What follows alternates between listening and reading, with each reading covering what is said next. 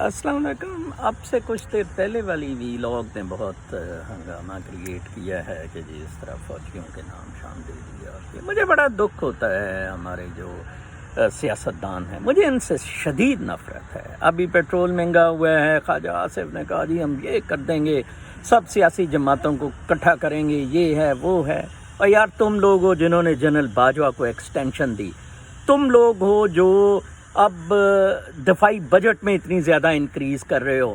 کبھی تمہاری زبان سے نکلے ہیں الفاظ جنرل فیض, جنرل باجوہ اور پاغفورے کے خلاف؟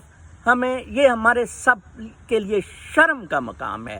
جو اصل ظالم ہیں, جو اصل قصوروار ہیں, جو اصل مجرم ہیں, جو اصل ملزم ہیں, ان کا نام نہیں لیا جا رہا. اصل ملزم جنرل فیض حمید, جنرل باجوہ اور پاغفورہ ہے. ان کا یہ پلان ہے کہ 2022 فال تک ایکسٹینشن جنرل باجوہ کو ملے گی. پھر جنرل فیض حمید ٹیک اوور کرے گا آرمی چیف کا.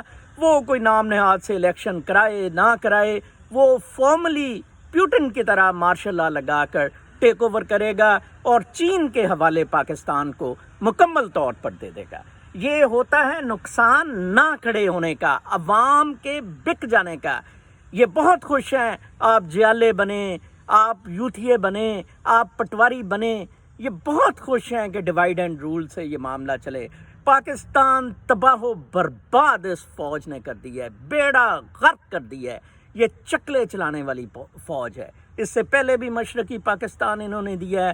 اب جو چین حشر کرے گا, چین نے اسرائیل کے ساتھ صلح کر لی ہے, سعودی عرب کا بھی مکو ٹھپے گا. یہ ساری مسلم دنیا اب تباہ و برباد ہو کے رہ جائے گی, صرف اور صرف اپنی بے غیرتی کی وجہ سے.